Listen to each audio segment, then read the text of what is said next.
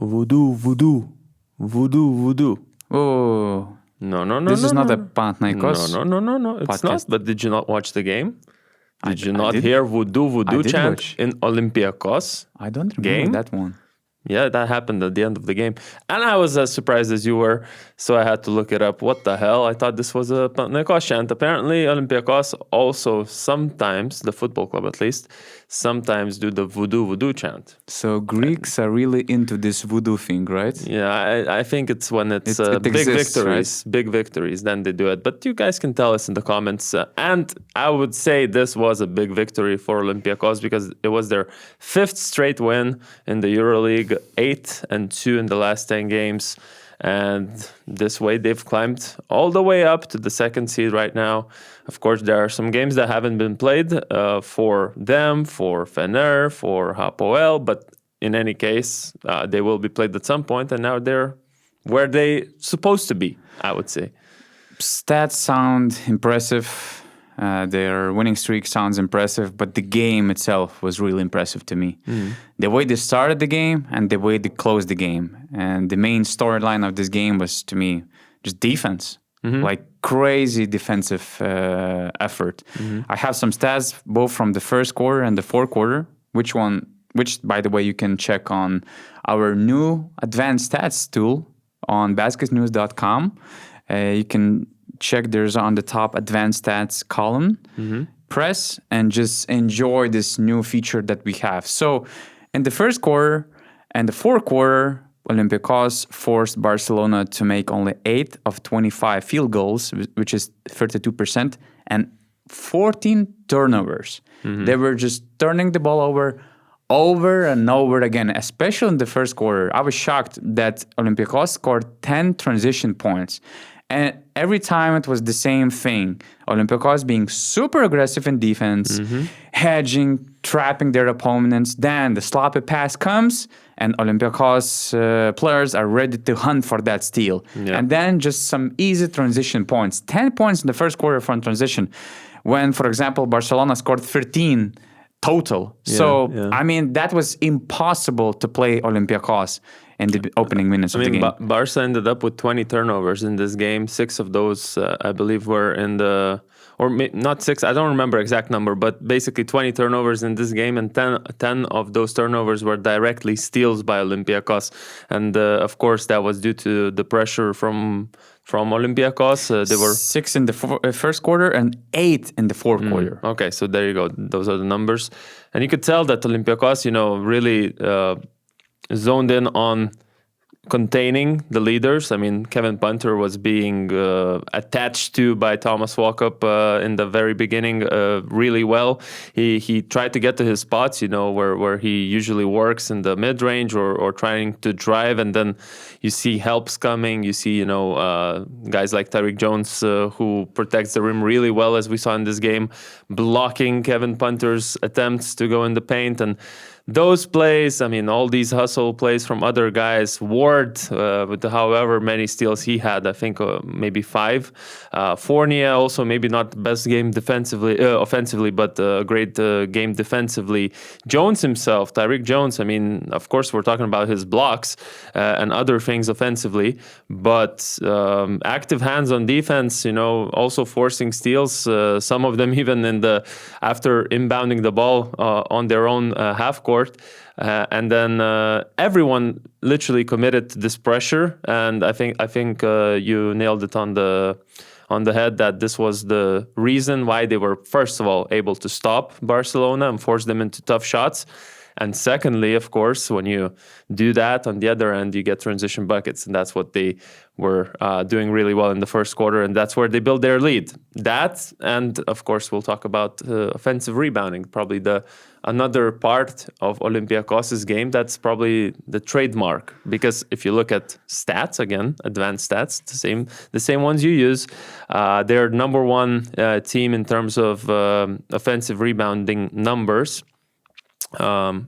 they were just a second ago. Now it swapped with Valencia. But anyways, they're by 0.1% lower.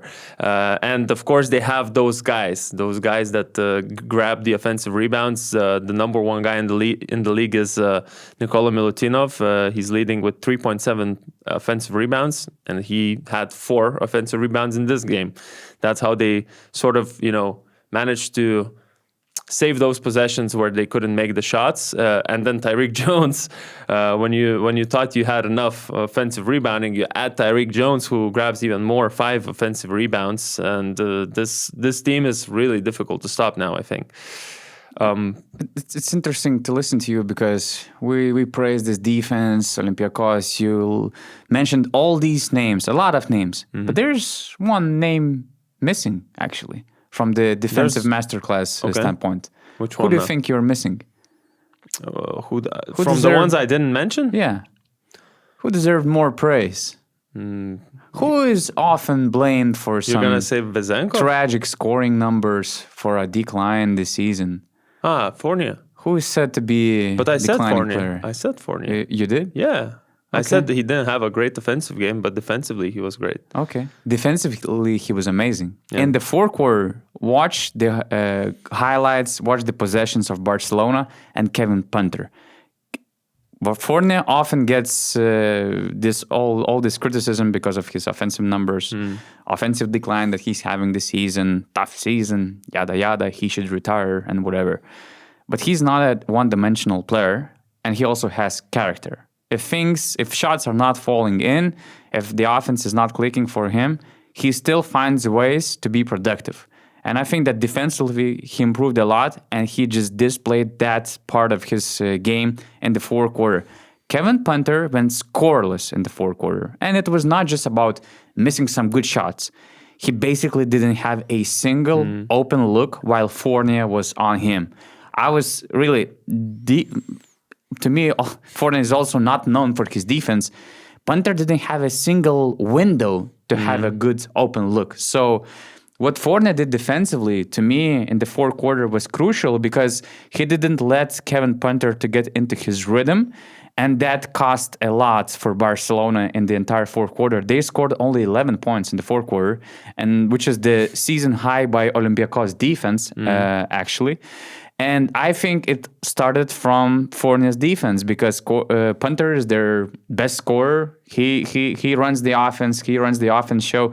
And to have him scoreless in the fourth quarter, to me is crucial. And Xavi Pascual tried to find new guys, different lineups. But I think this is the biggest Barcelona's problem that they need to solve going forward because in general, Barcelona is quite solid defensive team. BasketNews advanced stats show that they have the 6th best offensive rating. But when the game slows down in the fourth quarter, they're bottom 4. They're bottom 4. And their true shooting percentage is also quite low. And it kind of makes sense because even Olympiacos, what they did, they tried to force guys like Satoransky or Shengelia take shots. Yeah. And okay, I know they have surprisingly high numbers in three-point shooting this season. Both Shengelia and Satoransky are hitting over 40% from free. But when the game slows down in the fourth quarter, you're open to lose the game if Satoransky and Shengelia hits those three-pointers. And they were not hitting these shots. And in some situations, there is Clyburn penetrating. There's Vesely under the basket. And Shengelia and Satoransky in wings. So if you close Clyburn, it's a good chance that you're having a great defensive stop in this possession. And that's what happened in the fourth quarter in my eyes. Yeah, but you said they scored 11 in the fourth, but you really should say they only scored 4 points in the first 8 minutes of that quarter. That was the actual picture of that game. Because when they scored the rest of the 7 points, didn't really matter. One of them really mattered, but generally speaking, I mean, Olympiacos had that game by that point. And I agree with you. They lived with the Satoransky shooting. They forced Barcelona into having to shoot with like 2, 3, 4 seconds left in the shot clock, probably like 8 or 9 times in a row almost. We saw so many possessions, I couldn't tell you how many, where the fourth quarter was basically this. Barca gets the ball. They try to play through Punter. but Punter struggles because of what you mentioned. You the mentioned work. Walkup set the tone as well in the Walkup beginning. started it, then Fournier took over the defensive duties. Even Corey Joseph had some of those in the fourth quarter. But basically, what happened was that they couldn't create a single open look, and that was that was the difference, and that was very different from just a quarter before. In the quarter before, they allowed Barcelona to come back. I mean, Barca in the third quarter won that quarter by a lot, and then actually got the lead. And this was, I was having this feeling that, do I keep seeing this, that Olympiacos kind of fall apart after the halftime, or is this just a feeling? So I also looked up at those stats in our advanced stats at BasketNews, and in the first halves, Olympiacos is a different team from the one in the second halves. You look at their ratings in offensive and defensive ratings, first and third in the first halves, and only 14th defensive rating and 7th offensive rating in the second halves. So this keeps happening to Olympiacos. After halftime, they can come out a little sluggish, and you saw how Barca just went on a run quite early in that third quarter, 9-0. Defensive miscommunications all of a sudden. It just feels like they lose a little bit of focus, lose a bit of that intensity. And actually it flipped. I thought Barcelona, what they did well was actually giving that same intensity and aggressiveness on that third quarter, forcing Olympiacos into turnovers, grabbing offensive rebounds. I mean, they did the exact same thing that what Olympiacos did to them in the first half. They started doing that to Olympiacos. And on some level, I thought that Barca, not that they got lucky, but they lived off some kind of random shots. They kept alive in this game of like Brizuela hitting some hard three-pointer, leaning, Okay, maybe he hit a few open ones, but generally speaking, tough shots. Then Will Clyburn. He had that spark in the end of the third quarter. He started it with that midi fadeaway over Corey Joseph. Then he hits a three-pointer over Milutinov. Then again over Fournier. It was amazing, actually, by Will Clyburn. Yeah, that was a 6-week absence to come out with these shots at some crucial time. But those were hard shots, and you don't expect that but to Will win you the Clyburn game. is known for making these shots, as well as Brizuela. It's their basketball. I mean, they're capable of hitting those shots.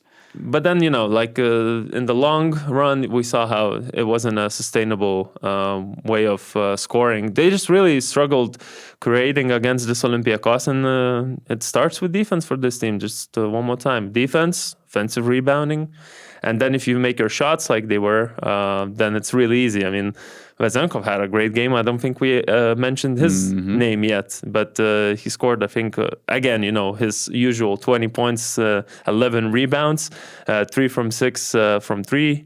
I mean, it's just so usual these days with Vezenkov. You don't even kind of highlight it. Even Vezenkov keeps surprising his teammates. I remember after this step-back three-pointer that he hit in the very hot first quarter, where he actually scored 12 points, Frank Ntilikina, Monte Morris, they were just grabbing their heads because he was making some improbable shots, as well as in the fourth quarter. His three-pointer, I think it was over Brizuela. It was a crucial one because he brought Olympiacos to a 1-point lead, I think, after that huge shot. So, to match or overcome Clyburn's shooting greatness, this Vezenkov's outburst offensively was important.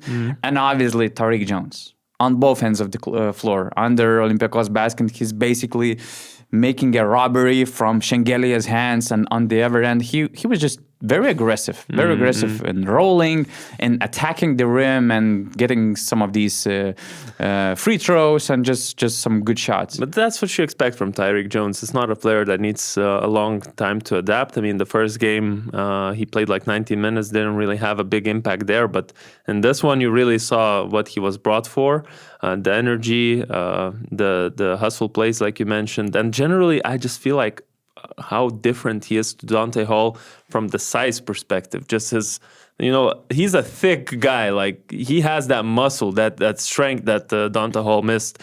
And I feel like now, I mean, their front court, and you saw how Dante Hall didn't play a single minute in this game.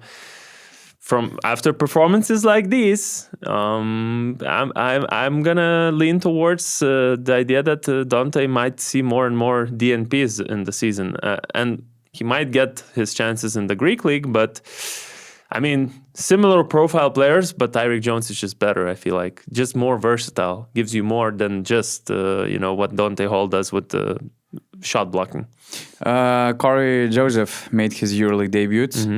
2 points in 12 minutes. He missed all 3 field goal attempts. 2 assists. 2 assists. One to Tyreek Jones. He found him under the basket pretty well. But generally speaking, I don't know. I looked at him on the court. At first, I was like, he looks a little out of shape, maybe. I don't know. Maybe that's his shape these days.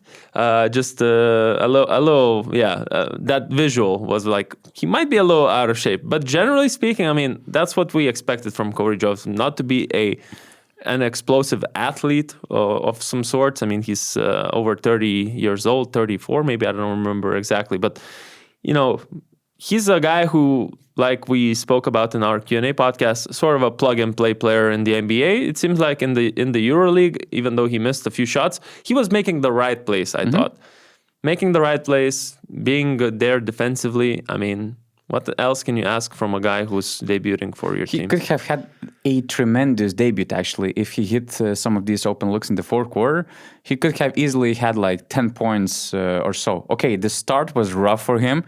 He fouled the Barcelona guys shooting from the field twice.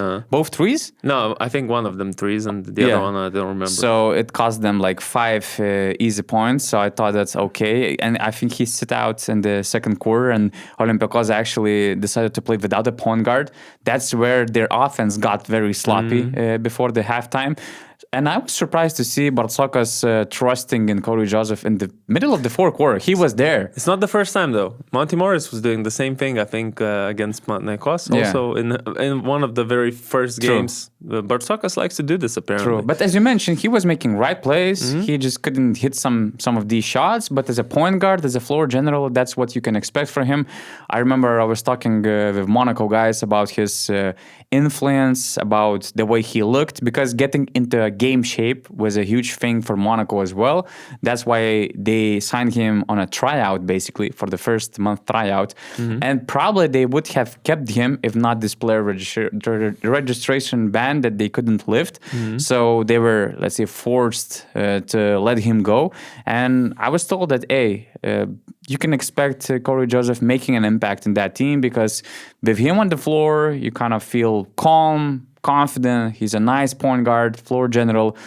He has great leadership, matured guy. So he will have his inputs in this Olympiacos team. And we kind of saw glimpses of that as soon as he starts making these shots, which he's capable of, I think, because he has 35% three-point shooting of his NBA career averages. Field goal shooting was like 45% as well. So you can expect him hitting those shots. Another guy we didn't really speak about, Tyler Dorsey, also a good game offensively, like we are used to these days. He missed quite a few three-pointers, but he made the shots when it mattered. And it seems like now they're fully, I mean, it's been a while now, but they've leaned into him being the shot maker for the team.